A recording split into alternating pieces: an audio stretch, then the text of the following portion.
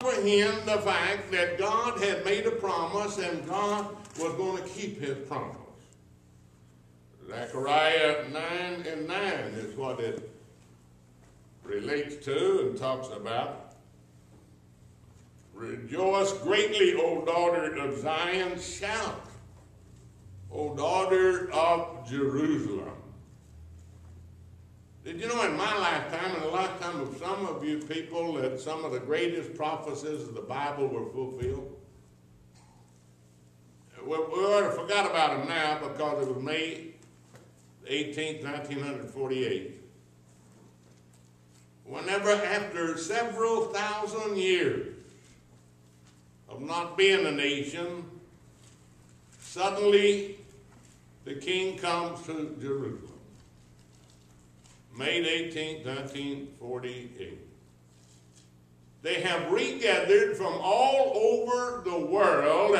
They have migrated back into the land that God promised unto their father Abraham, Isaac, and Jacob. Now these people believed that the king was coming to Jerusalem. And whenever Israel was established, it was established under the Star of David. Amen? Yes. David Ben-Gurion was the first prime minister, and a nation had been established. And that nation today is a cup of trembling in the hands of all nations. Our religious organizations have been shaken because of the immorality of evangelists and preachers that have been charged with all different types of immorality, and didn't mean a whole lot because they were considered offshoots of the Roman Catholic Church. Now the Pope of the strongest religious organization, some say the Mormon Church is, and that's Glenn Beck predicting the end of the world, gathering a great crowd, making as much as O'Reilly is now. But see how easy it is for us to, wait a minute now, don't step on what I think should be happening. It's not what we think it should be happening that's taking place. It's what God said was going to happen. He that hath ears to hear, let him hear. He that can see, let him see. But we've closed our eyes and we've stopped up our ears, lest we hear and be saved.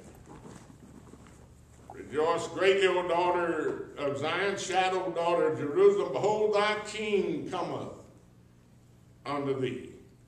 The Bible says, John 1:10 or 11 there, said he came with his own received him not. Yes. Jesus came into the world to be the king of Israel. Because that's what God had promised unto Abraham, Isaac, and Jacob. Amen. Before they had a king.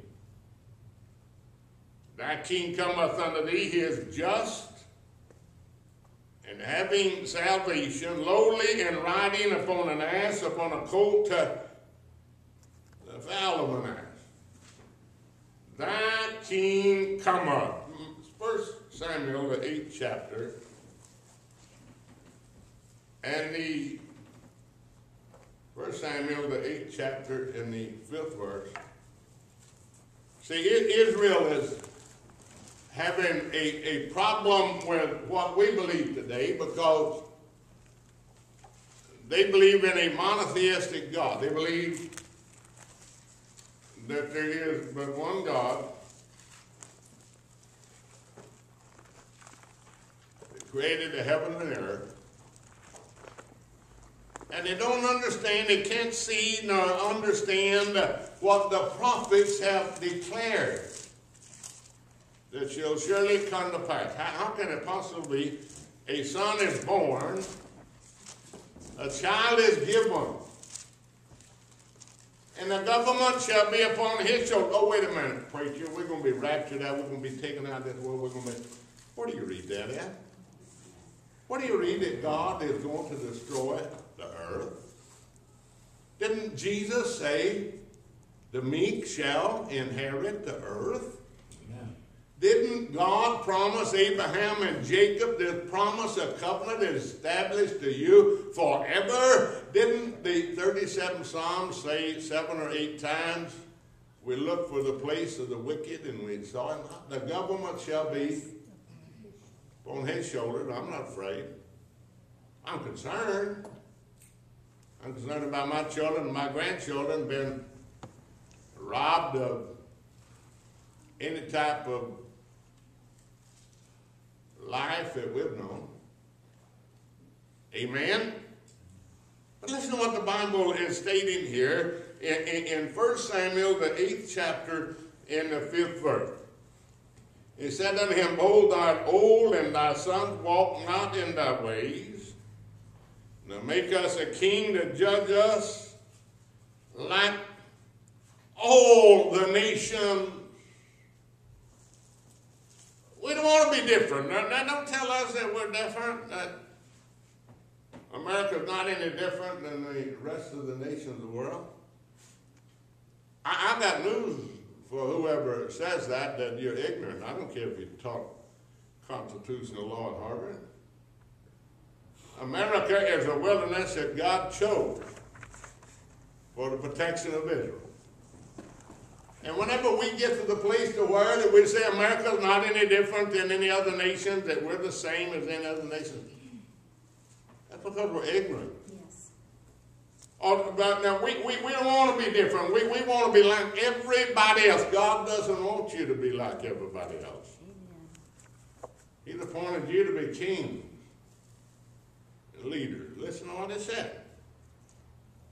They came to Samuel and said, Samuel said, you've been at this job long enough. We want to replace you, and we want us a king. We want to be like everybody else. Let's know what Acts the 13th chapter declared. The Apostle Paul, a man that God chose to teach Peter and the rest of the apostles what the gospel actually meant.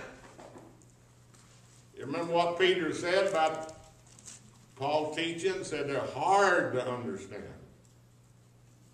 But said whenever you understand them, it brings you out of darkness into light. You begin to understand the migration from Abraham down through this day, that we are Abraham's seed. Amen. Listen to what it said, Acts the 13th chapter, beginning with the 16th verse. And Paul stood up and beckoned with his hand and said, Men of Israel, ye that fear God, give audience. The God of this people of Israel chose our fathers and exalted a people when they dwelt as strangers in the land of Egypt, and with an high arm brought he them out of it. Let's hear someone deny the fact that God had brought Israel back to the promised land 2 different times. There's going to be a third migration. There's going to be a third. Listen to what it said. And about the time of 40 years suffered he their manners in the wilderness, when he destroyed 7 nations in the land of Canaan. He divided their land to them by lot. And after that he gave unto them judges about the space of 450 years, until Samuel the prophet. Afterward they desired a king, and God gave unto them the son of Cis, a man of the tribe of Benjamin, for the space of 40 years. And he removed it. Amen. I say he removed it. Yes. 1 Samuel 9,